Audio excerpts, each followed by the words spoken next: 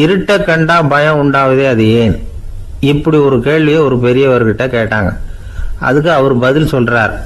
மனிதனுடைய ஆதிகால வாழ்க்கையில தொற்றி கொண்ட பயம் இது இது வேரூன்றி இருக்குது, இன்னமும் போகல. 50,000 வருஷங்களுக்கு முன்னாடி மனுஷன் குகைகள்ல வாழ்ந்தான். பகல்ல பயம் இருக்காது, ராத்திரியில மிருகங்கள் தாக்கும், கொல்லும், நிம்மதியா தூங்க கூட முடியாது. அதனால இந்த மனுஷனுக்கு இரவுன்னா மரணம், பயம் அப்படின்னு பழகி போச்சு. மனிதர்களுடைய எல்லா மனசையும் சேர்த்து மொத்தமா ஒரு மனசு உண்டு. மனிதர்களுடைய நினைவு இந்த மொத்த மனசுல பதிஞ்சிருக்கு, பரவுது. இந்த மொத்த மனசுல இருட்டு பற்றிய பயம் பதிந்து நீடிக்குது அப்படிங்கிறார் அவர். இந்த காலத்துல இரவை பகலாக்கிறதுக்கு எவ்வளவோ விளக்குகள்லாம் வந்தாச்சு. ராத்திரியிலேயும் மிருகங்கள் தாக்குங்கிற நிலைமை இல்லை. பாதுகாப்பான வீடுகள், விலங்குகளும் விலகி போயிட்டு, விலங்குகள்லாம் விலகி போயிட்டு, வீடுகளும் பாதுகாப்பா இருக்குது. சரி, இருந்தாலும் அந்த பழங்கால பயம் இருட்டு பயம் இன்னமும் மனுஷனை விட்டு போகல. இன்னொரு விஷயம் என்னன்னா, இருட்டில இருந்து வெளிச்சத்துக்கு வராத மனிதர்கள் இன்னைக்கு அதிகம். ஒரு ஆளு ஆத்துக்கு மீன் பிடிக்கிறதுக்காக போனான், இன்னும் விடியல. அதுக்குள்ள வலையை எடுத்துட்டு கிளம்பி போயிட்டான். வெளிச்சம் வர்றதுக்கு முன்னாடியே போய் சேர்ந்துட்டான். விடிகிற வரைக்கும் என்ன பண்றது? சும்மா கரையிலேயே உட்காந்து காலாட்டிட்டு இருக்கிறான். காலில் ஏதோ ஒரு சின்ன மூட்டை தட்டுப்பட்டுது. இருட்டில் அது என்னன்னு சரியா தெரியல. மூட்டைக்குள்ள சின்ன சின்ன கல்லா நிறைஞ்சி இருக்குது. சும்மா பொழுது போகணுமேங்கிறதுக்காக இவன் அந்த மூட்டைக்குள்ள இருந்து ஒவ்வொரு கல்லா எடுத்து ஆத்துல வீசிக்கிட்டு இருக்கிறான். விடிகிற வரைக்கும் வேற வேலை இல்லைங்கிறதுனால எப்படி செஞ்சுக்கிட்டே உட்காந்துருக்கிறான். கிழக்க மெதுவா வெளிச்சம் தெரிய ஆரம்பிச்சது. பொழுது விடியறதுக்கான அறிகுறி. இதுக்குள்ள அந்த மூட்டையில இருந்த எல்லா கல்லையும் எடுத்து வீசி எறிஞ்சுட்டான். கடைசியா ஒரே ஒரு கல் மட்டும்தான் கையில பாக்கி இருந்தது. வெளிச்சம் வந்ததும் அந்த கல்லை பார்த்தான், அப்படியே திகைச்சு போயிட்டான். அடடா, இது வரைக்கும் தெரியாம தப்பு பண்ணிட்டோமே அப்படின்னு நினைச்சான். ஏன் தெரியுமா? அவன் கையில இருந்தது வெறும் கல் இல்ல, விலை வசந்த ரத்தன கல். அது இருட்டுல என்னன்னு புரியாததுனால மூட்டையில இருந்த எல்லா ரத்தன கல்லையும் ஆத்துல வீசி எறிஞ்சிருக்கிறான். இப்போ அவனுக்கு அழுகையே வந்துடும் போல இருந்தது. வாழ்க்கையை வசதி ஆக்கிக்கிறதுக்கான வாய்ப்பு அவனுக்கு இருந்தது. இருந்தாலும் இருட்டுல அதை இழந்துட்டான். அந்த வகையில அவனுக்கு கொஞ்சம் அதிர்ஷ்டம் இருந்திருக்குது. அதாவது ஏதோ ஒரு வகையில் இருந்திருக்குது. அதனாலதான் அந்த கடைசி கல்ல எரியறதுக்குள்ள வெளிச்சம் வந்துட்டுது. பல பேருக்கு அந்த அளவு கூட அதிர்ஷ்டம் வர்றதில்லை. எல்லாத்தையும் வீசினதுக்கு அப்புறம் தான் வெளிச்சம் வரும். என்னன்னு விவரம் தெரியாமலே எழுந்திரிச்சு வந்துருவாங்க. வாழ்க்கைங்கிறது ஒரு பெரிய புதையல். அதை புரிஞ்சிக்காம மனுஷன் அதை வீசி எரிஞ்சுக்கிட்டு இருக்கான் அப்படிங்கிறது தான் பெரியவங்க கருத்து. சில பேருக்கு புரிஞ்சுக்கிற நேரம் வரும், அதுக்குள்ள வாழ்நாள்லாம் ஓடி போயிருக்கும். அதுக்கப்புறம் என்ன பண்றது? நம்மால் ஒருத்தன் கையில் ஒரு சின்ன பையோட வந்துகிட்டு இருந்தான். பை உள்ள ஏகப்பட்ட நகைகள், ரத்தன கல் எல்லாம் இருக்கு. வந்துகிட்டு இருந்தவன் திடீர்னு அந்த பையை அப்படியே ஒரு குளத்துல வீசி எறிஞ்சுட்டான். மகான்கள் தான் இப்படி பற்று இல்லாம இருப்பாங்க. என்னங்க இது, விலை மதிப்புள்ள அந்த பையை இப்படி குளத்துல வீசி எறிஞ்சுட்டீங்களே, இதுக்கு என்ன அர்த்தம் அப்படின்னு கேட்டார் அவன் கூட வந்தவர். அவன் மெதுவா இவர் காதோட காதா சொல்றான். ஒரு போலீஸ்காரர் பின்னாடி வந்துகிட்டு இருக்கிறார், அவர் போனதுக்கு அப்புறம் இதை எடுத்துக்குவேன் அப்படிங்கிறான். 2 பேர் சுவாரஸ்யமா பேசிட்டு இருக்கிறப்போ குறுக்க புகுந்து தொந்தரவு பண்றதுக்குன்னே சில பேர் இருப்பாங்க. அது ரொம்ப இடைஞ்சலா இருக்கும். இதே மாதிரி மின்காந்தம் கூட குறுக்க புகுந்து தொந்தரவு பண்ணும். கடைசியில் அது ஒரு பெரிய இடைஞ்சல கொண்டாந்து விட்டுரும். சில வீடுகளில் கேபிள் கனெக்ஷன் இல்லாமல் சில தனியார் டிவி காட்சிகள் தெரியும். அதுக்கு என்ன காரணம்னா இந்த மின்காந்த குறுக்கீடு தான் காரணம். இதைத்தான் சுருக்கமாக EMI அப்படின்னு சொல்றாங்க. அதாவது எலக்ட்ரோ மேக்னெட்டிக் இன்டர்ஃபியரன்ஸ். இது ஏற்படக்கூடிய இடங்கள் எது எதுன்னு எடுத்துக்கிட்டா அது ஒரு பெரிய பட்டியலாகவே போயிடும். இந்த EMI தொந்தரவு கேபிள் டிவியில் மட்டும்தான் இல்லை, ராக்கெட் ஏவுதளத்தில் உள்ள ரேடார்கள், அங்கே உள்ள சில சக்தி வாய்ந்த தொலைத்தொடர்பு சாதனங்கள், விமான தளங்களில் உள்ள ரேடார்கள், கப்பல் தளங்களில் பொருத்தப்பட்டிருக்கக்கூடிய சக்தி வாய்ந்த ஆண்டனாக்கள், இப்படி நிறைய சொல்லலாம். காவல் நிலையங்களில் பயன்படுத்தப்படுகிற வயர்லெஸ் தொடர்பு சாதனங்கள் கூட ஓரளவுக்கு இந்த மின்காந்த அலைகளை வெளியிடும். நம்ம வீட்டில் உட்காந்துக்கிட்டு ரேடியோ கேட்டுக்கிட்டு இருப்போம் அல்லது டிவி பார்த்துக்கிட்டு இருப்போம். அந்த சமயத்தில் பக்கத்து தெருவில் ஒரு மோட்டார் சைக்கிள் அல்லது காரு, குறிப்பாக பெட்ரோல் இன்ஜின், அது போகிறப்போ அதில் உள்ள மின்கலத்தில் அதாவது மேக்னெட்டோ பேட்டரியிலிருந்து வெளிப்படுகிற மின்காந்த அலை இங்கே டிவியிலையும் ரேடியோவிலையும் கரகரப்பு உண்டு பண்ணும். சரி, இது வந்து பெருசாக என்ன இடைஞ்சலை உண்டு பண்ணிட போகுது அப்படின்னு நாம் அலட்சியமாக நினைக்கலாம். வயசானவங்களுக்கு மறதி நோயின்னு ஒன்று வரும்ல, அல்ஷமீர், அதாவது மூளையில் உள்ள செல்கள் வந்து செயலிழந்து போயிடுறது. அது செய்ய வேண்டிய வேலையை மறந்துடும். மனைவியே எதிரில் வந்து நின்னா கூட உன்னை எங்கேயோ பார்த்தது மாதிரி தெரியுதே அப்படின்னு சொல்லிட்டு இருப்பாங்க.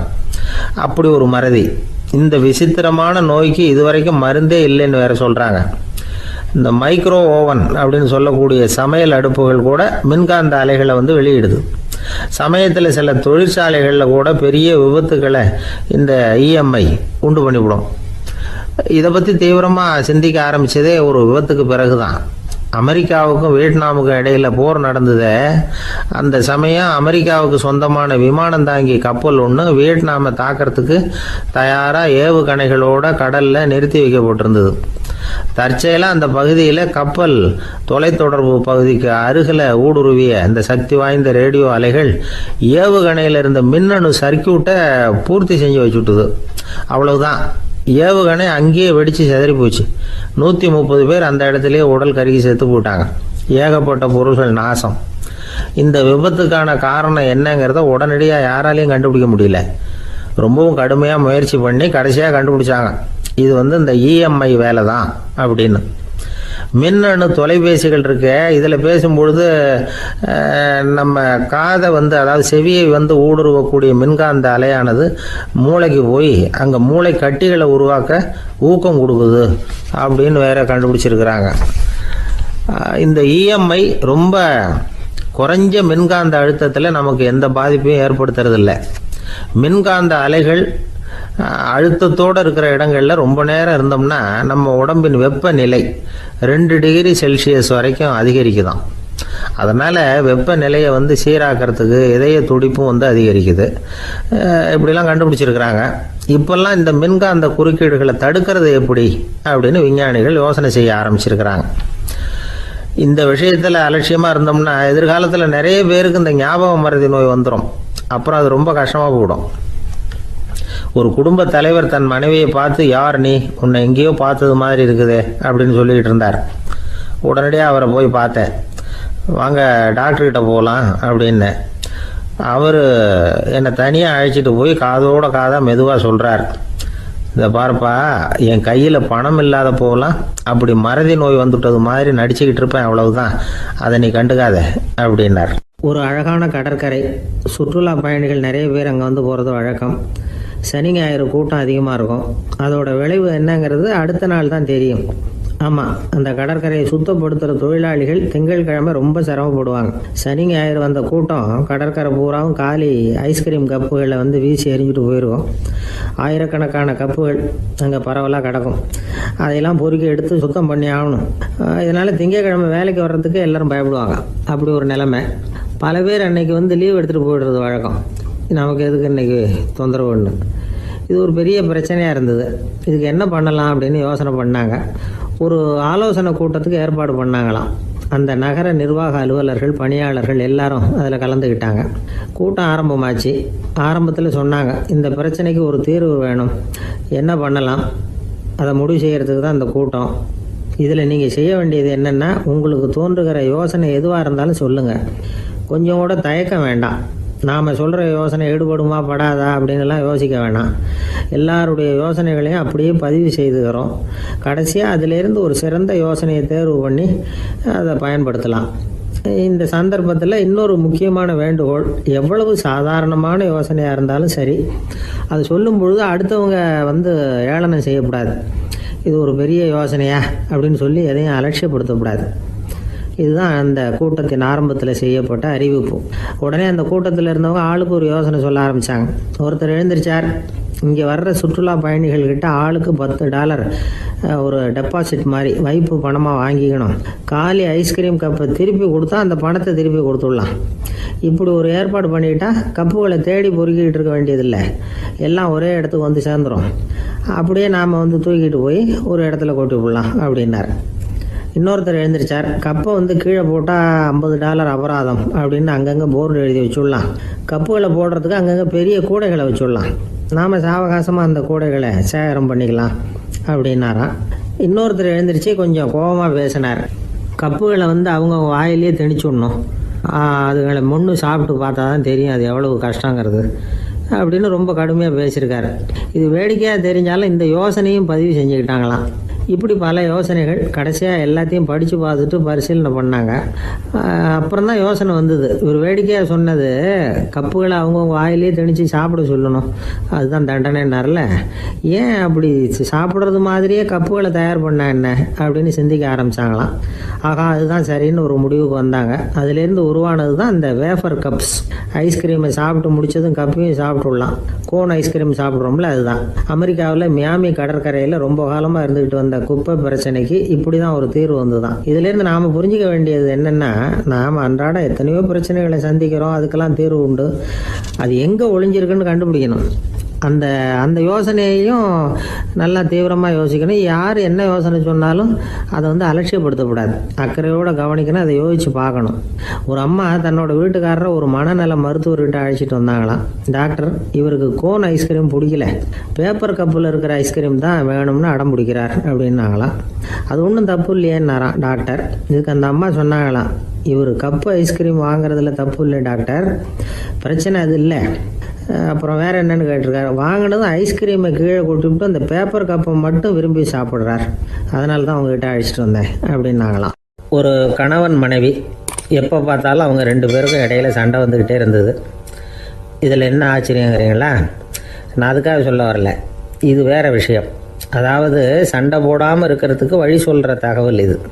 நான் சொன்ன அந்த கணவன் மனைவி எப்படின்னா, கணவன் ஒரு வார்த்தை சொன்னால் மனைவி கிட்டேருந்து 2 வார்த்தை பதிலாக வரும். இதுக்கு கணவன்கிட்ட இருந்து 4 வார்த்தை பதிலாக வரும். இப்படி வார்த்தைகள் பெருகி போய் கடைசியில் வம்பில் வந்து முடியும். அந்த அம்மா பொறுத்து பார்த்தாங்க, அவங்களால தாக்கு பிடிக்க முடியல. பக்கத்து வீட்லேயும் ஒரு கணவன் மனைவி இருந்தாங்க, அவங்களுக்குள்ள சண்டை வர்றதில்லை. அது எப்படி அவங்களால மட்டும் சண்டை போடாமல் இருக்க முடியுது அப்படின்னு இந்த அம்மாவுக்கு ஆச்சரியம். ஒரு நாள் நேராக பக்கத்து வீட்டு அம்மாக்கிட்டே போய், ஏம்மா, நீங்கள் எப்படி கணவனும் மனைவியும் சண்டை போட்டுக்காமல் இருக்கிறீங்க, அது எப்படி முடியுது உங்களால் அப்படின்னு கேட்டாங்க. அதுக்குன்னு ஒரு மருந்து இருக்குது, அதை சாப்பிட்டா சண்டை வராது அப்படின்னாங்க அவங்க. சரிங்க, அந்த மருந்தை அவர் சாப்பிட மாட்டேன்னு சொல்லிட்டா என்ன பண்ணுறது அப்படின்னு கேட்டிருக்கிறாங்க இவங்க. அந்த மருந்து அவருக்கு இல்லைம்மா, உனக்கு தான் அப்படின்னாங்களாம் அவங்க. அப்படியா, அப்படின்னா கொடுங்க, ரொம்ப நல்லதாக போச்சு. அதை எப்படி சாப்பிட்றதுங்கிற விவரத்தையும் சொல்லுங்கள், எங்கே அது கிடைக்குங்கிறதையும் சொல்லுங்கள், வாங்கிக்கிறேன் அப்படின்னு கேட்டாங்களாம் இவங்க. வேறு எங்கேயும் போய் வாங்க வேண்டாம், என்கிட்டே இருக்க அந்த மருந்து அதில் கொஞ்சம் தர்றேன், வாங்கி வச்சுக்க. உன் வீட்டுக்காரர் உன்னோட சண்டையை ஆரம்பிக்கிற போகலாம் நீ இந்த மருந்தில் 1 ounce வாயில் ஊற்றிக்கணும். அதை உடனே குடிச்சிடக்கூடாது, ஒரு 5 நிமிஷமாவது அது வாயில் இருக்கணும், அதுக்கப்புறம் குடிச்சுடலாம் அப்படின்னு சொல்லி ஒரு பாட்டில் மருந்தை இந்த அம்மாக்கிட்ட கொடுத்து அனுப்புனாங்களாம். மருந்தை எடுத்துக்கிட்டு இந்த அம்மா வீட்டுக்கு வந்திருக்கிறாங்க. வீடு பூட்டி இருந்ததுனால கணவன் வந்து வாசல்லையே காத்துக்கிட்டு இருக்கிறான். மனைவியை கண்டதும் சண்டை போட ஆரம்பிச்சிட்டான்.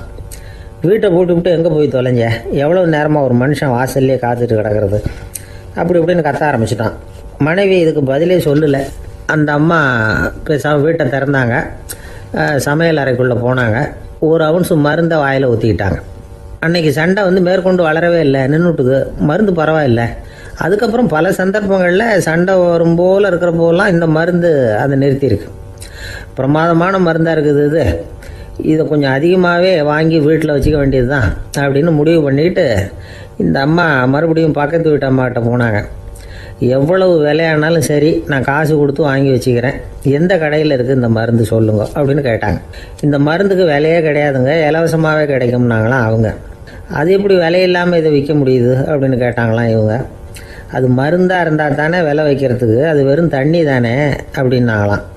வெறும் தண்ணியாக சண்டையை நிறுத்துது அப்படின்ட்டு இருக்காங்க இவங்க. அது சண்டையை நிறுத்தலை, உன்னோட மௌனம் தான் சண்டையை நிறுத்துது.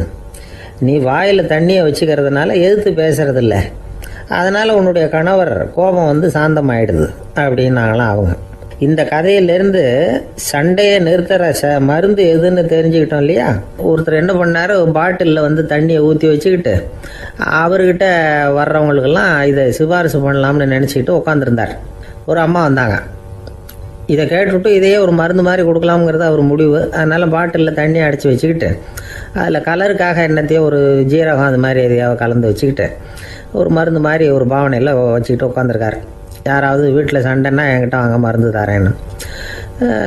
ஒரு அம்மா வந்தாங்க, எனக்கும் என் வீட்டுக்காரருக்கும் அடிக்கடி சண்டை வருதுங்க அப்படின்ட்டு இருக்காங்க. கவலைப்படாதம்மா, நான் ஒரு மருந்து தரேன்னு சொல்லி வீட்டுக்குள்ளே போய் ஒரு பாட்டில் எடுத்து வந்து கொடுத்தாரு. பாட்டிலில் இருக்கிறது என்னங்கிறத சொல்லிவிட்டு அது பேரில் மரியாதை வராது இல்லையா, அதனால் சொல்லலை.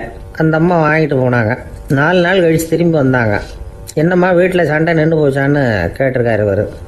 அங்கே நின்று போச்சுங்க, இப்போ உங்ககிட்ட ஆரம்பமாக போகுதுன்னாங்களாம். என்னம்மா அப்படின்ட்டுருக்காரு அவர் பயந்து போய். பின்ன என்னங்க, நீங்கள் என்ன மருந்து கொடுத்துருக்குறீங்க என்னங்க அப்படின்னாங்களாம் கோபமாக. அது வெறும் தண்ணி தானே அப்படின்ட்டுருக்காரு இவர். தண்ணியாக இது, நல்லா பாருங்கள் அப்படின்னு அந்த பாட்டிலில் நீட்டினாங்களாம். இவர் வாங்கி பார்த்துருக்காரு. அப்புறம் தான் விஷயம் புரியுது அவருக்கு. இவர் கை தவறுதலாக அவங்க வீட்டில் இருந்த மண்ணெண்ணெய் பாட்டில் எடுத்து அவர்கிட்ட கொடுத்துருக்குறாங்க. அப்புறம் என்ன ஆகும், சண்டை வராமல். நமக்கு முன்னாடி நமக்கு வேண்டிய ஒருத்தர் ஒரு கிளாஸில் நமக்கு பழச்சாறு கொண்டாந்து வைக்கிறாருன்னு வச்சுங்க. உடனே நாம் என்ன பண்ணுவோம், எடுத்து கிடுகிடுன்னு சாப்பிட்ருவோம் அடுத்தவங்க யாரும் வர்றதுக்குள்ள. அதை விட்டுட்டு அதை கொண்டாந்து வச்சவர்கிட்டயே அதோட விலை என்ன அப்படி இப்படின்னு நான் கேட்டுக்கிட்டு இருப்போம். நாம் கேட்க மாட்டோம். ஆனால் காந்திஜி அப்படி கேட்டாராம். எப்போ தெரியுமா, 1935. அந்த வருஷம் மே மாதத்தில் ஒரு நாள் காந்திஜி டெல்லியில் இருக்கிறார். அப்போ அவருக்கு 2 டம்ளர் மாம்பழச்சாறு கொண்டாந்து கொடுக்குறாங்க. அதை வாங்குறார். இதோட விலை என்ன அப்படின்னு கேட்டார் காந்திஜி. யாருக்கிட்ட கேட்டாருன்னா மனுபென் காந்திகிட்ட கேட்குறார். அவங்க தான் கொண்டாந்து கொடுக்குறாங்க. காந்திஜிக்கு உதவி செய்கிறதுக்காக அவர் கூடவே இருந்தவங்க அவங்ககிட்ட தான் கேட்குறாரு. காந்திஜி சும்மா வேடிக்கைக்காக இப்படி கேட்குறாருன்னு நினச்சிட்டாங்க அந்த அம்மா. அதுவும் இல்லாமல் அதோட விலையை கேட்டால் காந்திஜி நிச்சயமாக அதை சாப்பிட மாட்டார் அப்படிங்கிற பயம் வேறு.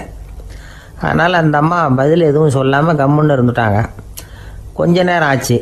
அந்த பழச்சாறு வச்ச இடத்துல அப்படியே இருக்குது, வச்ச இடத்துல வச்சபடியே இருக்குது. காந்திஜி அதை சாப்பிடவே இல்லை. மனுபென் காந்தி பார்த்தாங்க. மெதுவாக காந்திஜிக்கிட்ட போய் அதை சாப்பிடுங்களேன் அப்படின்னாங்க. பழச்சாறு விலை என்னன்னு கேட்டேன், அதுக்கு பதில் இல்லை. அது முதல் தப்பு. பதிலை எதிர்பார்த்திருந்தும் அதை பற்றி விசாரிக்கலை, அது 2வது தப்பு.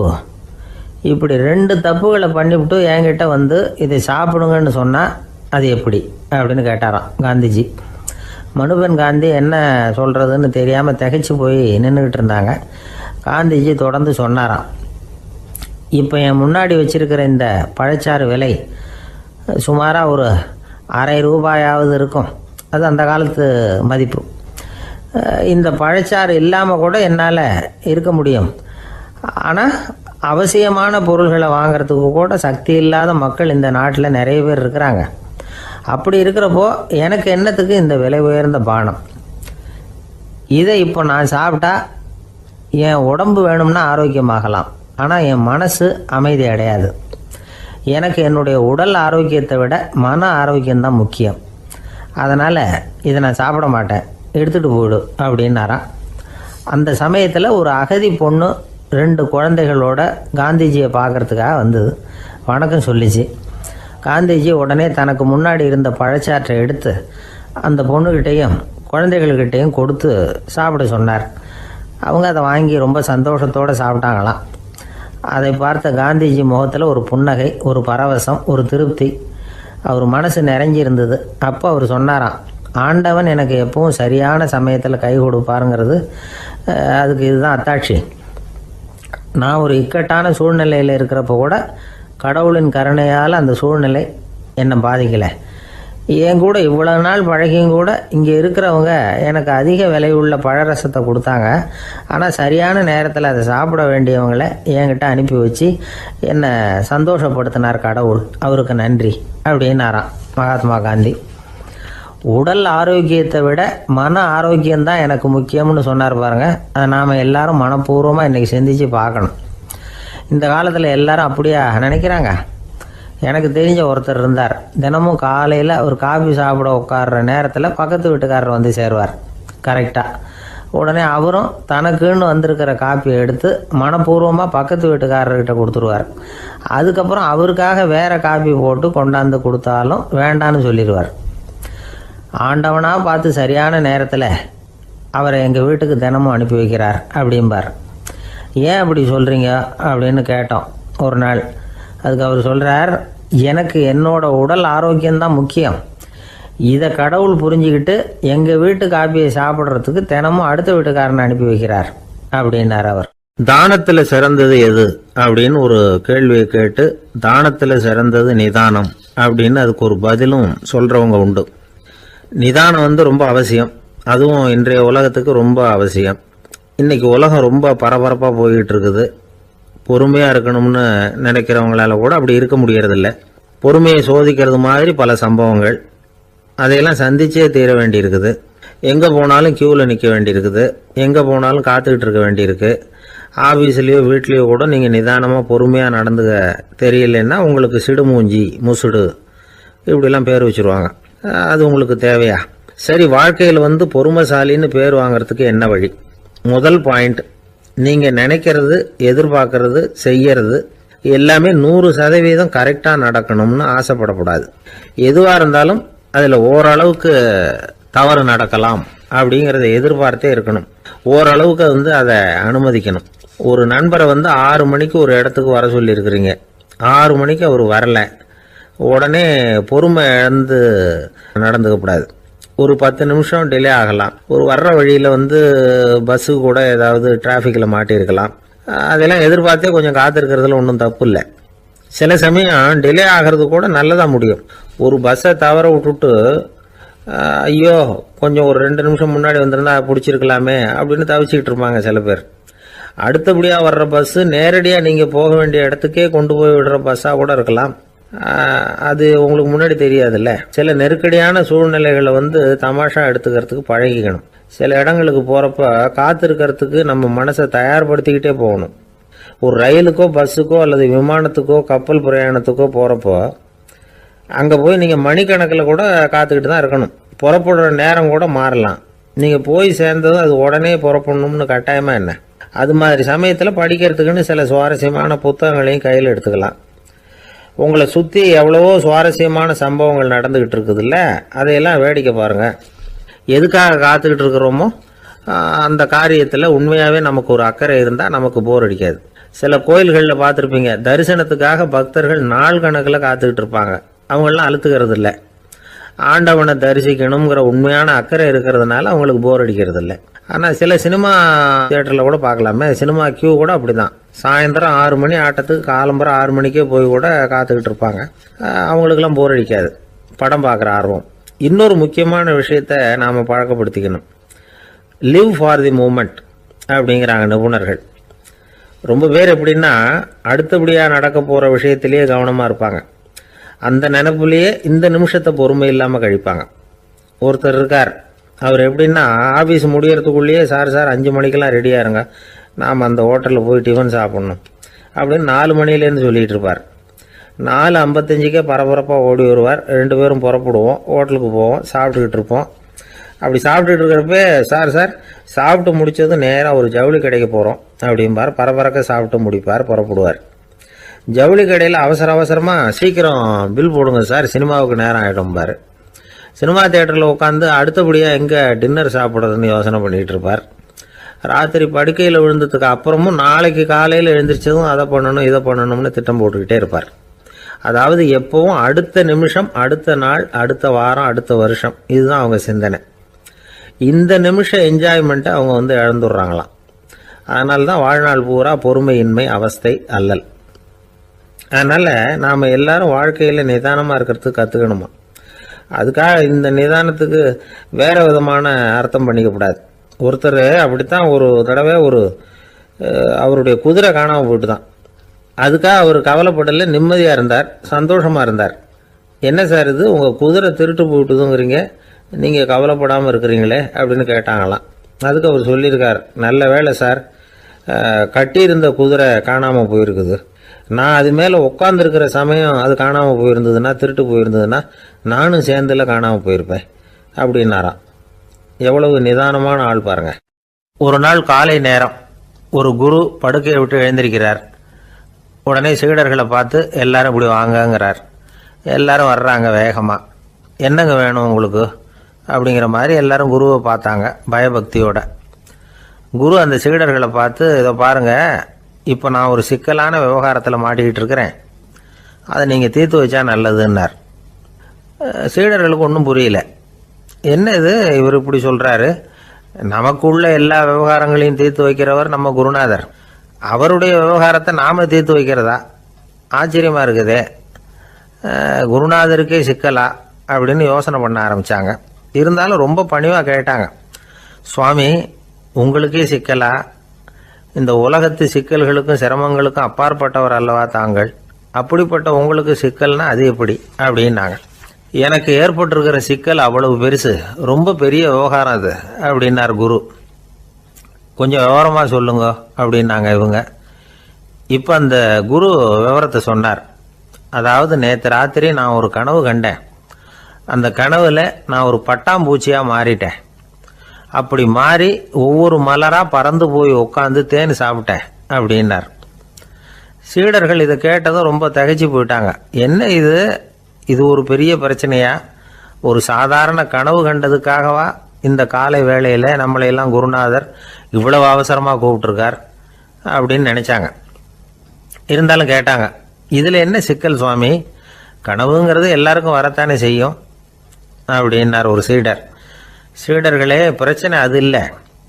நான் இன்னைக்கு காலையில் கண்ணு முழிச்சு பார்த்தப்போ நான் நானாக மறுபடியும் மாறிட்டேங்கிறத தெரிஞ்சுக்கிட்டேன்.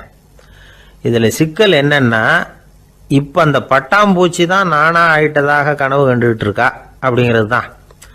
ஒரு மனுஷன் பட்டாம்பூச்சி ஆகிறதாக கனவு காண முடியுங்கிறப்போ அந்த பட்டாம்பூச்சியும் மனுஷனாக ஆகிறதாக கனவு காண முடியும் இல்லையா? இப்போ எனக்கு யதார்த்த நிலை தெரியணும், எது நிஜம்னு தெரியணும். நேற்று ராத்திரி நான் கண்டது கனவா, அல்லது இது பட்டாம்பூச்சி கண்டுகிட்டு இருக்கிற கனவா? இதுதான் குரு கேட்ட கேள்வி. இதை கேட்டதும் சீடர்கள் ரொம்ப குழம்பி போயிட்டாங்க. சுவாமி, இது வரைக்கும் நாங்கள் தூங்குறப்ப பார்க்கறது கனவுன்னும் மூழ்கிட்டு இருக்கிறப்ப பார்க்கறது நனவுன்னு நம்பிக்கிட்டு இருக்கிறோம். இப்போ எங்களை ரொம்ப குழப்பிட்டீங்க, இதுக்கு பதில் சொல்ல எங்களுக்கு சக்தி இல்லை அப்படின்னு சொல்லிவிட்டாங்களாம். அதுக்கப்புறம் அந்த குரு சொன்னாராம், நினைவு தான் முக்கியமான அம்சம். முடிவு கட்டம்னா பகலின் நினைவுகளை விட இரவின் கனவுகளே ரொம்ப உண்மை. ஒருத்தன் தூங்க போனால் தூங்கிக்கிட்டே இருந்தால் அவன் காணும் கனவு பொய்ங்கிறத அவன் உணர மாட்டான். ஒவ்வொரு கனவும் காணும் பொழுது அது ரொம்ப உண்மையாக தான் தெரியுது. ஒரு கனவு கூட உண்மை இல்லைன்னு கனவுல தோன்றுவதே இல்லை அப்படின்னார் குரு. அகில வாழ்வு அத்தனையும் சொற்பனம் கண்டாய் அப்படிங்கிறார் தாயுமானவர். ஆகையினால நம்ம கனவுலேருந்து நாம் என்னைக்கு முழிச்சிக்க போகிறோம் அப்படிங்கிறது தான் ஒரு முக்கியமான கேள்வி.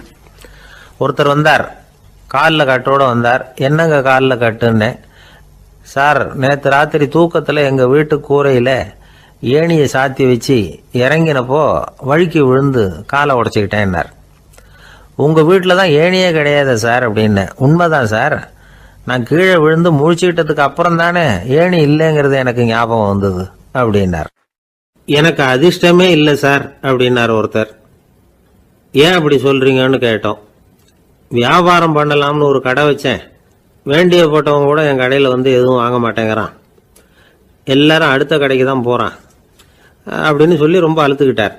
இதுக்கு போய் அதிர்ஷ்டம் இல்லைன்னு சொல்லாதீங்க, வாடிக்கையாளர்களை கவர்றது எப்படிங்கிறது உங்களுக்கு தெரியல, அதுதான் குறை அப்படின்னும். சார், உங்களுக்கு தெரிஞ்ச அந்த ரகசியத்தை எனக்கும் கொஞ்சம் சொல்லி கொடுங்களேன் அப்படின்னார். சரி, உங்கள் காதை இப்படி கொடுங்க அப்படின்னு சொல்லி அது சம்பந்தமாக பெரிய வல்லுநர்கள் சொல்லியிருக்கிற கருத்துக்களை அவர்கிட்ட சொல்ல ஆரம்பித்தோம்.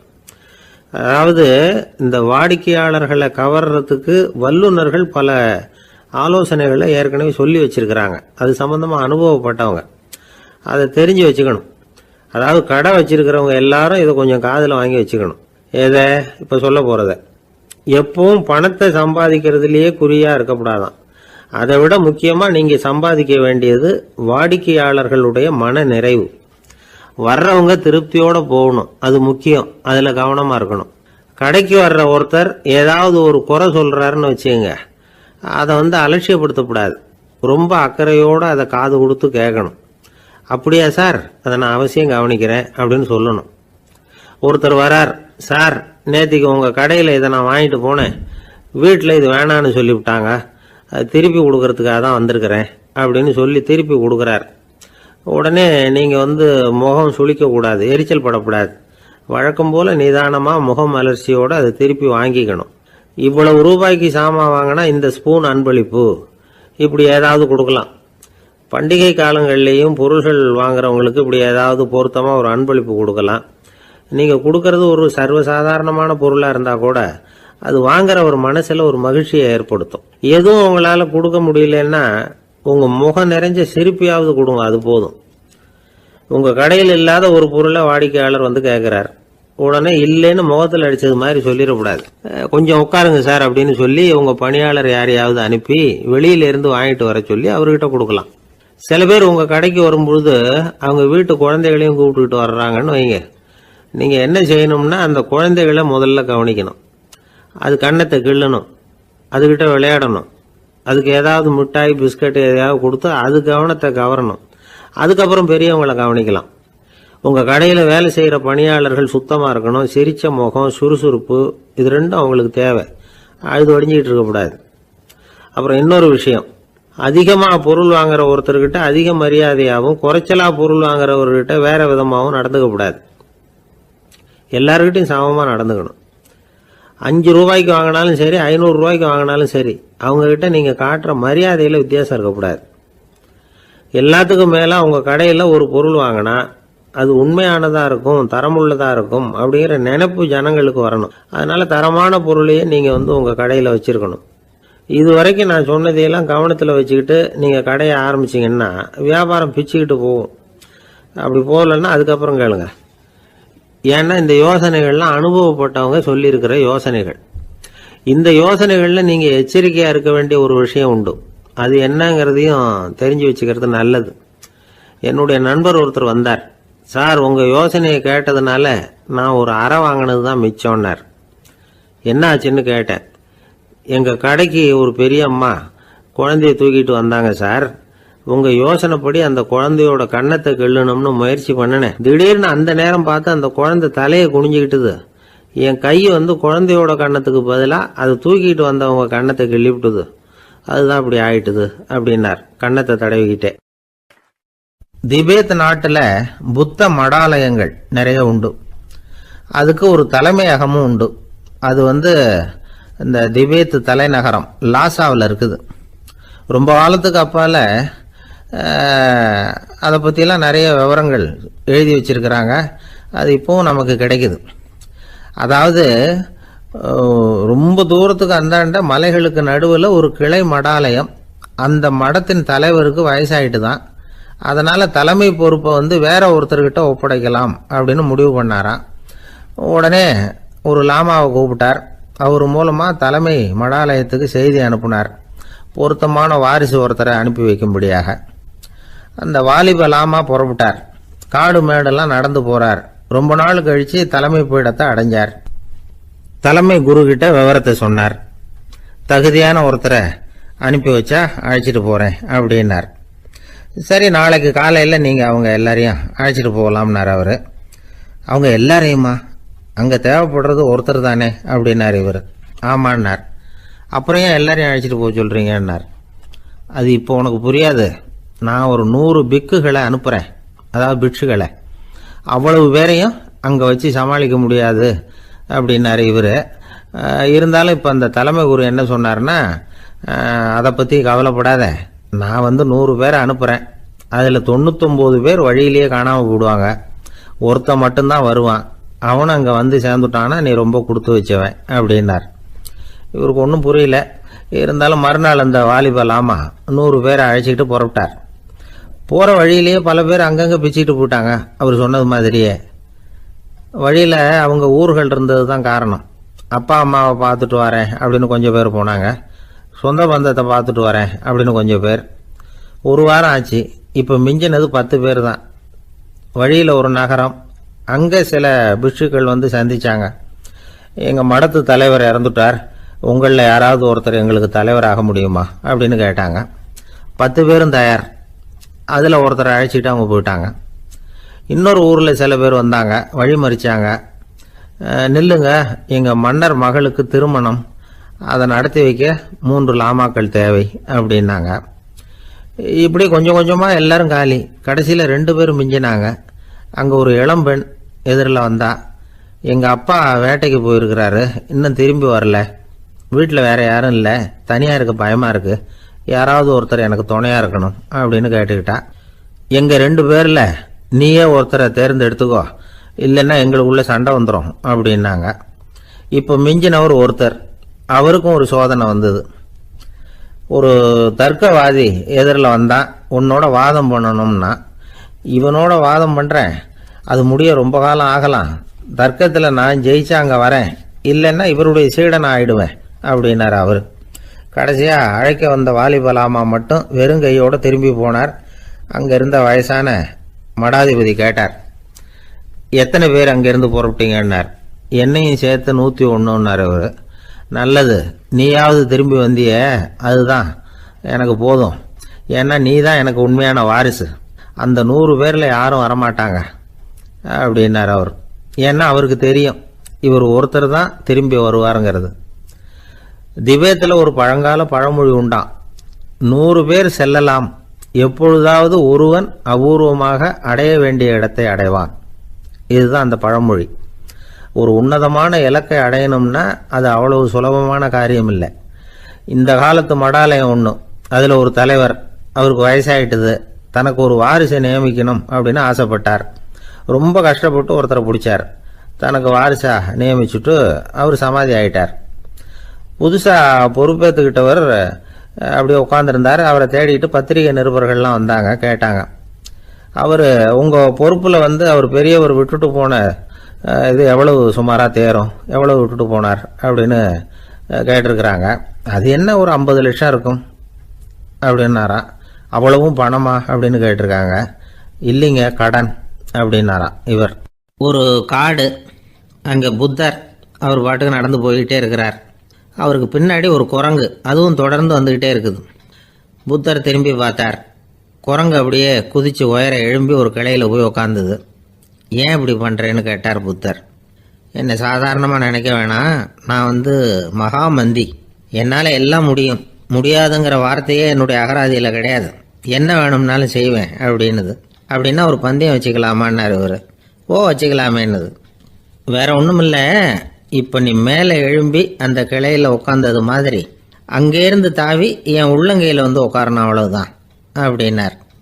அப்படி உட்காந்துட்டா என்ன பரிசு அப்படின்னு கேட்டது அது. சொர்க்கத்தில் இருக்கிற மாமன்னன் மரகத சக்கரவர்த்தியை என்னோட இருக்கும்படியாக கூப்பிட்டுக்கிறேன். அந்த சமயத்தில் அவருடைய அரியணை அங்கே காலியாயிடும், நீ அதில் போய் உட்காந்துக்கலாம். பந்தயத்தில் தோத்துட்டா ஒரு கல்ப காலம் இந்த பூமியில் வாழ வேண்டியிருக்கும், அதுக்கு பிறகு தான் என்கிட்ட வர முடியும், என்ன சொல்கிற அப்படின்னார். குரங்குக்கு தாவறது ஒரு பெரிய காரியமா? இது எனக்கு ரொம்ப சாதாரண விஷயம், என்ன இப்போவே தாவட்டுமா அப்படின்னுது. சரின்னு சொல்லி உள்ளங்கையை நீட்டினார். அவருடைய கை தாமரை இலை அளவுக்கு அப்படியே விரிஞ்சுது. குரங்கு சௌகரியமாக உட்கார்றதுக்காக.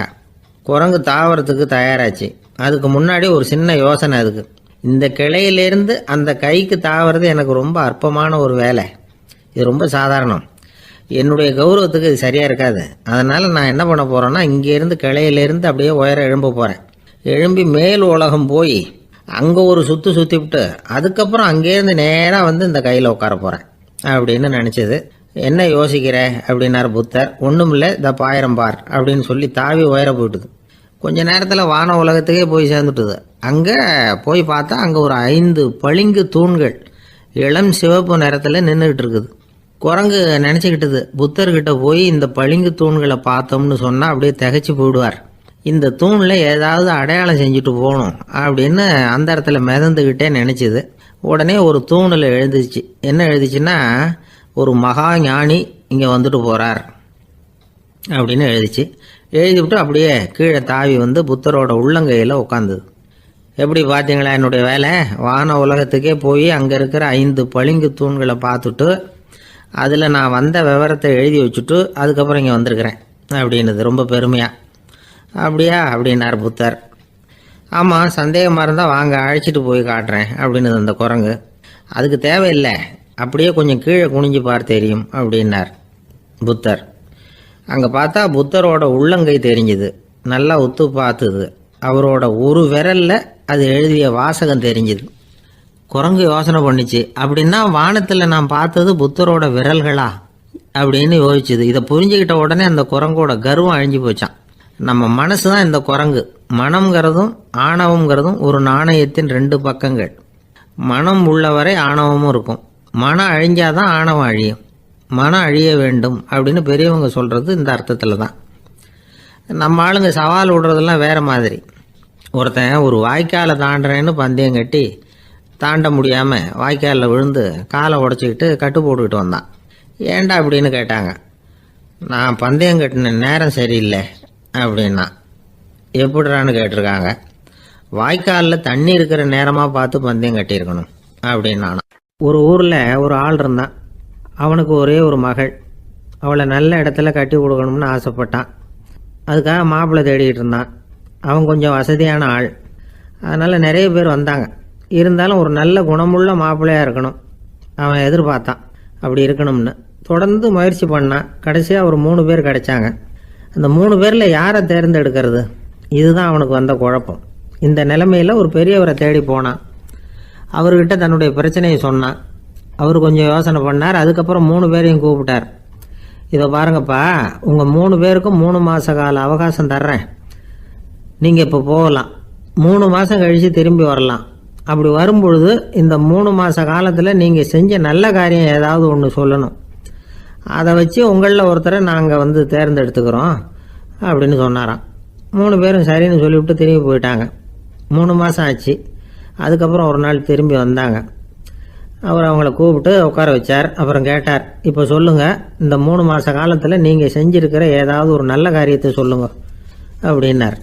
முதல்ல ஒருத்தன் எழுந்திரிச்சு நின்னான். ஐயா, எங்கள் அப்பா இறந்த பிறகு அவரோட கணக்கு வழக்குகளை எடுத்து பார்த்துக்கிட்டு இருந்தேன். அவர் ஒரு வியாபாரிகிட்ட 10,000 ரூபா கடன் வாங்கியிருக்கிறதாக எழுதியிருந்தார். அந்த வியாபாரியும் இப்போ உயிரோடு இல்லை. இருந்தாலும் அந்த வியாபாரியோட மகனை தேடி கண்டுபிடிச்சேன். கணக்கு புத்தகத்தை காட்டினேன். எங்கள் அப்பா உங்கள் அப்பா கிட்ட 10,000 ரூபா கடன் வாங்கியிருக்கிறதாக இதை எழுதியிருக்கிறார். அதனால் அதை திருப்பி கொடுக்கறதுக்காக வந்திருக்கிறேன். இந்தாங்க அந்த பணம் அப்படின்னு சொல்லி கொடுத்துட்டு வந்துட்டேன் அப்படின்னு நானும். இதை பெரியவர் கவனமாக கேட்டுக்கிட்டார். அதுக்கப்புறம் 2வது இளைஞன் எழுந்திரிச்சான். ஐயா, நான் போன மாதம் ஒரு நாள் ராத்திரி வேளையில் ஒரு காட்டுப்பாதை வழியாக எங்கள் ஊருக்கு போய்கிட்டு இருந்தேன். அந்த சமயத்தில் அந்த வழியாக வந்துக்கிட்டு இருந்த ஒரு வழிப்போக்கர்கிட்ட 4-5 திருடர்கள் வம்பு வளர்த்து அவர்கிட்ட இருந்த பொருளை எல்லாம் கொள்ளையடிச்சிக்கிட்டு இருந்தாங்க. நான் உடனே ஒரு குச்சியை எடுத்துகிட்டு ஓடினேன். அந்த திருடர்களை அடித்து விரட்டினேன். பொருளை எல்லாம் மீட்டு அந்த வழிப்போக்கர்கிட்ட ஒப்படைச்சேன். அவரை பத்திரமா அழைச்சிக்கிட்டு போய் அவர் வீட்டில் விட்டுட்டு வந்தேன் அப்படின்னு நானும். இதையும் பெரியவர் கவனமாக கேட்டுக்கிட்டார். அடுத்தபடியாக 3வது இளைஞன் எழுந்திரிச்சான். ஐயா, போன மாதம் ஒரு நாள் நான் ஒரு மலைப்பாதை வழியாக போய்கிட்டு இருந்தேன். மலைப்பாதை விளிம்பில் ஒரு மதகு கட்டை, அது மேலே ஒரு ஆள் படுத்து தூங்கிட்டு இருந்தான். அந்த பக்கம் தவறி உருண்டு விழுந்திருந்தான்னா அதில் பாதாளம். அது மலையடி வாரத்தில் போய் தான் விழணும். அவ்வளவு பள்ளம். அது தெரியாமல் அவன் பாட்டுக்கு தூங்கிட்டு இருந்தான். நான் உடனே அவன்கிட்ட ஓடி போய் குனிஞ்சு அவன் முகத்தை பார்த்தேன். அப்போ தான் புரிஞ்சுது, அவன் ஏற்கனவே எனக்கு தெரியும். அவனை எனக்கு நிறைய கெடுதல் பண்ணியிருக்கிறான், இடைஞ்சல் கொடுத்தவன். இருந்தாலும் ஐயோ பாவம்னு நினச்சி அவனை எழுப்பி பாதுகாப்பாக வேற ஒரு இடத்துல படுக்க வச்சுட்டு வந்தேன் அப்படின்னு நானும். பெரியவர் இதையும் கேட்டுக்கிட்டார். அதுக்கப்புறம் அவங்க 3 பேரையும் பார்த்து, நீங்கள் போகலாம், நாங்கள் யோசித்து முடிவு பண்ணி உங்களுக்கு சொல்லி அனுப்புகிறோம் அப்படின்னாராம். அந்த இளைஞர்கள் புறப்பட்டு போயிட்டாங்க. அதுக்கப்புறம் அந்த பெண்ணோட அப்பாவை பார்த்து சொன்னார், இந்த 3 பேருமே நல்ல பிள்ளைங்க தான், அதில் ஒன்றும் சந்தேகம் இல்லை. இருந்தாலும் இந்த 3 பேர் செஞ்ச செயல்களையும் ஒப்பிட்டு பார்க்க வேண்டியிருக்கு. முதல் இளைஞன் நேர்மைக்கு எடுத்துக்காட்டாக விளங்குறான். இந்த காலத்தில் இது மாதிரி இளைஞர்களை பார்க்கறது ரொம்ப கஷ்டம்தான். இருந்தாலும் அவன் கடமையை தான் செஞ்சான். 2வது இளைஞன் நல்ல வீரன், தைரியசாலி. ஒரு வீரன் எதை செய்யணுமோ அதைத்தான் இவன் செஞ்சான். இவன் ஒரு லட்சிய மனிதன். 3வது இளைஞன் தன்னுடைய பகைவனுக்கே உதவி செஞ்சிருக்கான். அவன் உயிரை காப்பாற்றியிருக்கிறான். பகைவனுக்கு அருள்வதுங்கிறது ஒரு சாதாரண மனுஷனால் செய்யக்கூடிய காரியம் இல்லை. பகையை மறக்கிறதும் பகைவனுக்கு அருள்வதும் தெய்வீக பண்புகள். அதனால் இவனையே உன்னுடைய மகளுக்கு ஏற்ற மாப்பிள்ளையா தேர்ந்தெடுக்கலாம் அப்படின்னு சொன்னாங்களாம். ஒரு நல்ல நாளில் அவங்களுக்கு திருமணம் நல்ல விதமாக நடந்து முடிஞ்சுதான். இது சுவாமி சின்மயானந்தர் சொல்லியிருக்கிற ஒரு கதை. இதிலேருந்து நாம் புரிந்து கொள்ள வேண்டிய ஒரு கருத்து, நமக்கு கெடுதல் பண்ணவங்களுக்கும் நாம் நல்லது செய்யணும்.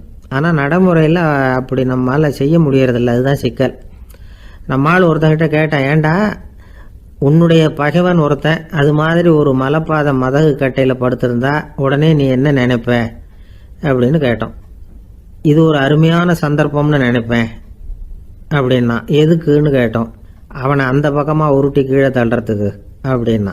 ஒரே ஒரு ஊரில் ஒரு பாதிரியார் இருந்தார். ரொம்ப நாள் சந்தோஷமாக வாழ்ந்தார். ஒரு நாள் அவர் மடத்து சமையல் அறையில் பாத்திரங்களை கழுவி துலக்கி சுத்தப்படுத்திக்கிட்டு இருந்தார். அந்த சமயத்தில் ஒரு தேவதூதன் அவர் முன்னாடி வந்து நின்னான். இவர் நிமிர்ந்து பார்த்தார். ஆண்டவர் என்னை உங்ககிட்ட அனுப்பியிருக்கிறார், பரலோகத்தில் வாசம் செய்யறதுக்கு உங்களுக்கு நேரம் வந்துட்டுது அப்படின்னு அந்த ஆள். ஆண்டவருக்கு என்னோட ஞாபகம் வந்ததுக்கு நன்றி. ஆனாலும் இப்போ இங்கே நீயே பாரு, எவ்வளவு பாண்டங்கள் பாக்கி இருக்கு, இவ்வளவையும் நான் சுத்தப்படுத்த வேண்டியிருக்கு. நான் நன்றி கெட்டவனாக இருக்க விரும்பலை. இந்த பணியை முடிக்கிற வரைக்கும் என்னுடைய பரலோக வாழ்வை தள்ளி வைக்க முடியுமா? நீ என்ன நினைக்கிற அப்படின்னு கேட்டார். தேவதூதன் தனக்கே உரிய விவேகத்தோட அன்போட பாதிரியாரை பார்த்தான். சரி, என்ன செய்யலாம்ங்கிறத அப்புறம் சொல்கிறேன் அப்படின்னு சொல்லிவிட்டு புறப்பட்டு போயிட்டான். ஒரு நாள் அந்த பாதிரியார் தோட்டத்தில் உள்ள களைகளை எல்லாம் ஒரு களை கொத்தியால் கொத்தி களை எடுத்துக்கிட்டு இருக்கிறார். அந்த சமயத்தில் இந்த தேவதூதன் மறுபடியும் அவர் முன்னாடி நிற்கிறான். பாதிரியார் பார்த்தார். இதை பாரு, இந்த தோட்டம் பூராவும் எவ்வளவு களை மண்டி கிடக்கு, பரலோகம் கொஞ்ச காலம் எனக்காக பொறுத்திருக்கலாம்னு நீ நினைக்கிறியா அப்படின்னு கேட்டார். தேவதூதன் சிரிச்சுக்கிட்டே மறுபடியும் மறைஞ்சிட்டான். மறுபடியும் அவர் களை எடுக்கிறது, தானிய களஞ்சியத்துக்கு வர்ணம் பூசுறது, இப்படிப்பட்ட வேலைகளில் ஈடுபட்டிருக்கார். இன்னொரு நாள் ஒரு மருத்துவமனையில் நோயாளிகளை கவனிச்சுக்கிட்டு ரொம்ப தீவிரமாக இருக்கிறார் அந்த பாதிரியார். ஒரு நோயாளியோட தாகத்துக்கு தண்ணீர் கொடுத்துட்டு நிமிர்ந்து பார்க்குறப்போ தேவதூதன் மறுபடியும் அவர் முன்னாடி நிற்கிறான். இந்த தடவை பாதிரியார் தன்னலமற்றவராக பேரன்பை காட்டக்கூடிய வகையில் தன்னுடைய 2 கைகளையும் உயர்த்தியபடி தேவதூதனின் கவனத்தை பிணியால் வாடக்கூடிய நோயாளிகளின் பக்கம் திருப்பினாராம். தேவதூதன் ஒன்றும் சொல்லலை, மறைஞ்சிட்டான். அன்னைக்கு சாயந்தரம் பாதிரியார் மடத்தில் உள்ள தன்னுடைய அறைக்கு போய் இளைப்பாறினார். யோசித்து பார்த்தார். தேவதூதனையும் தேவதூதனின் விருப்பத்தையும் பல நாள் தள்ளி போட்டு வந்ததையும் அவர் ரொம்ப நினச்சி பார்த்தார். திடீர்னு தான் முதுமை அடைகிறதையும் சோர்வு அடைகிறதையும் உணர்ந்தார். ஆண்டவரை நினைச்சார். ஆண்டவரே, உம்முடைய தூதனை மறுபடியும் என்கிட்ட அனுப்புனா நான் சந்திக்கிறதுக்கு ஆவலாக இருக்கேன் அப்படின்னு சொல்கிறப்பவே தேவதூதன் பக்கத்தில் நின்னான். பாதிரியார் நிமிர்ந்து பார்த்தார். நீ இப்போவே என்னை அழைச்சிக்கிட்டு போக விரும்பினா நான் பரலோகத்துக்கு வர்றதுக்கு தயாராக இருக்கேன்னார். தேவதூதன் அந்த பாதிரியாரை அன்போடவும் விவேகத்தோடவும் பார்த்து, நீங்கள் என் கூட பரலோகத்துக்கு வர்ற தயாராக இருக்கிறதா சொல்கிறீங்க, ஆனால் நீங்கள் இது வரைக்கும் வேறு எங்கே இருந்ததா நினைக்கிறீங்க அப்படின்னு நானும். அப்படின்னா இது வரைக்கும் இருந்த இடம்தான் பரலோகம் அப்படிங்கிறத உணர்த்தியிருக்கிறான். பரலோகம்னா என்னென்னு புரிஞ்சுக்கிறதுக்கு இந்த சம்பவம் நமக்கு உதவியாக இருக்குது. தொண்டு செய்கிறத விட பெரிய செயல் வேறு எதுவும் இருக்க முடியாது. அது நம்ம மனசுக்கு கொடுக்குற சுகத்தை வேறு எதுவும் கொடுக்க முடியாது. நாம் தொண்டு செய்கிற இடம் தான் அந்த புண்ணிய இடம். ஆனால் இந்த காலத்துல எல்லாம் நாம் தொண்டு செய்யணும்னு நினச்சி ஏதாவது ஆரம்பித்தா கூட அதை ஒரு மாதிரியாக சுற்றி நின்று வேடிக்கை பார்க்க ஆரம்பிச்சிடுறாங்க. ஒரு பெரியவர் அப்படித்தான் ஒரு தொண்டு செஞ்சுக்கிட்டு இருந்தார். ஒரு கோவில் கட்டிக்கிட்டு இருந்தாங்க. அதில் ஒரு இடத்துல ஒரு பலகையை வச்சு ஆணி அடிக்கிற வேலையை செஞ்சுக்கிட்டு இருந்தார் அந்த பெரியவர். ஒரு சின்ன பையன் அதை ரொம்ப ஊக்கமாக அக்கறையாக கவனிச்சுக்கிட்டு இருந்தான். பெரியவர் இதை கவனித்தார். என்னப்பா பார்க்குற, உனக்கும் இது மாதிரி தொண்டு செய்யணும்னு ஆசையாக இருக்கா அப்படின்னு கேட்டார். அதுக்கு அந்த பையன் சொல்கிறான், அப்படி இல்லைங்க, நீங்கள் ஆணி அடிக்கிறப்போ கையில் சுத்தியால் அடிச்சுக்கிட்டா எப்படி துடிப்பீங்க, எப்படி கத்துவீங்கன்னு தெரிஞ்சுக்கிறதுக்காக அதை பார்க்கணும்னு ஆசை, அதுக்காக தான் காத்துக்கிட்டு இருக்கேன் அப்படின்னு நான். ஒருத்தர் சிகரெட்டும் கையுமா வந்தார். சார், இந்த புகைப்பிடிக்கிற பழக்கத்தை நிறுத்தி போடணும்னு தான் பார்க்குறேன், முடியலன்னார். புகைப்பிடிக்கிறத நிறுத்துறது ரொம்ப சுலபம் சார் அப்படின்னார் இன்னொருத்தர். எப்படி சொல்கிறீங்கன்னு கேட்டார் அவர். நான் கூட ஏற்கனவே 10 தடவை அந்த பழக்கத்தை நிறுத்தி இருக்கிறேன் சார் அப்படின்னார் இவர். இதுலேருந்து என்ன தெரியுது? புகைப்பழக்கத்தை திடீர்னு விட்டு விடுறதுங்கிறது ரொம்ப கஷ்டம்னு தெரியுது. இருந்தாலும் இது சம்பந்தமான ஆராய்ச்சி, அனுபவம், இது ரெண்டையும் அடிப்படையாக வச்சு சில வழிமுறைகளை சொல்கிறாங்க. அதாவது புகைப்பிடிக்கிறத நிறுத்துறதுக்கு 10 வழிகள் உண்டு அப்படின்னு சொல்கிறாங்க. அது என்னங்கிறது தெரிஞ்சுக்கிட்டா உபயோகப்படுதான்னு பார்க்கலாமே. முதல் கருத்து என்னன்னா, கொஞ்ச நாளைக்கு புகைப்பிடிக்கிற நண்பர்களை விட்டு விலகி இருக்கணும். இதனால் புகைப்பிடிக்கிற ஆசை குறையும். அந்த பழக்கத்தை மறுபடியும் ஆரம்பிக்கப்படாதுங்கிற எண்ணம் உறுதிப்படும். 2வது கருத்து, புகைப்பிடிக்கிறதை எதிர்த்து தீவிரமாக பிரச்சாரம் செய்ய ஆரம்பிச்சிடணும். அது அடுத்தவங்களுக்கும் உபயோகப்படும், உங்களுக்கும் உபயோகப்படும். உங்கள் உள்ளுணர்வை அது தூண்டும், உங்களை உறுதி கொள்ள வைக்கும். மூன்றாவது கருத்து என்னன்னா, தினமும் 2 தடவை குளிக்கணும். எப்படி தெரியுமா? முதல்ல வெது வெதுப்பான தண்ணீர், அப்புறம் குளிர்ந்த தண்ணீர், இப்படி மாறி மாறி குளிக்கணுமா. 4வது கருத்து, உடற்பயிற்சிகள் செய்யணும். மூச்சு வாங்குற மாதிரியான பயிற்சிகள் ரொம்ப நல்லதான். பிராணாயாமம் அப்படிங்கிற மூச்சு பயிற்சி ரொம்ப நல்லதுங்கிறாங்க. அப்புறம் 5வது கருத்து, சாப்பாடு மிதமாக இருக்கணும், சீராக இருக்கணும். பச்சை காய்கறிகள், பழங்கள் சாப்பாட்டில் சேர்த்துக்கலாம்.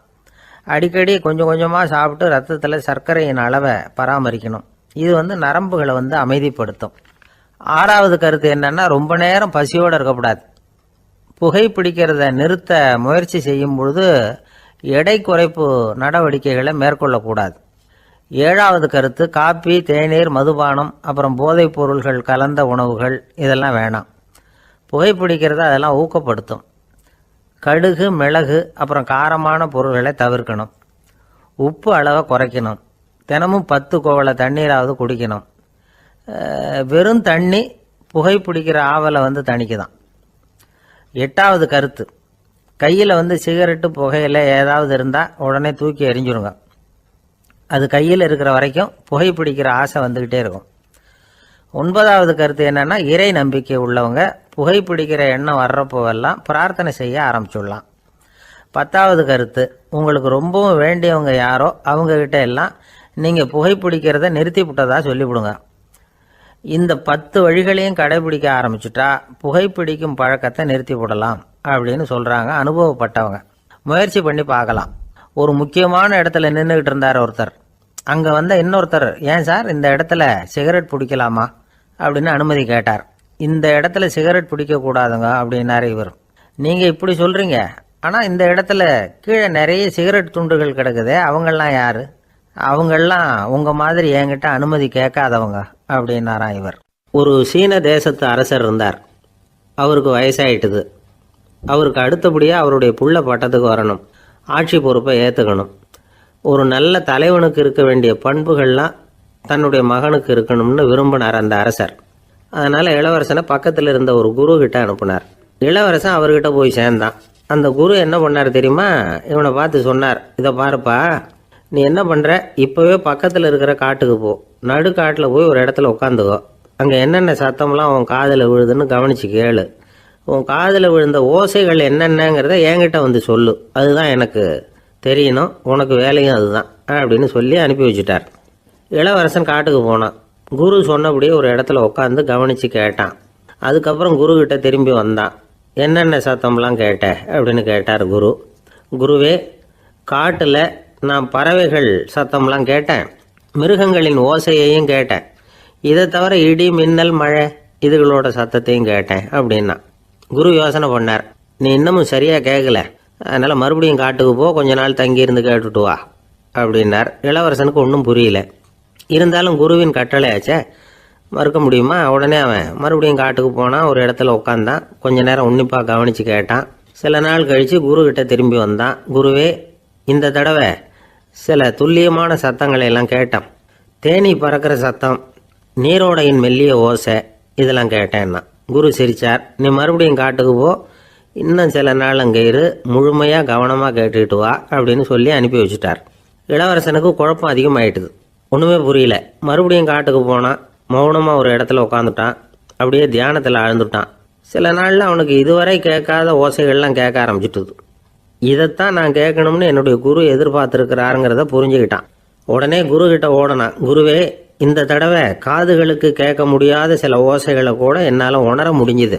பூ மலருகிற ஓசை, சூரியனால் பூமி சூடாகிறப்போ எழுகிற ஓசை, காலை பனித்துளி இந்த புல்லுலாம் குடிக்கிற ஓசை, இது எல்லாம் என்னால் நல்லா கேட்க முடிஞ்சுது அப்படின்னா.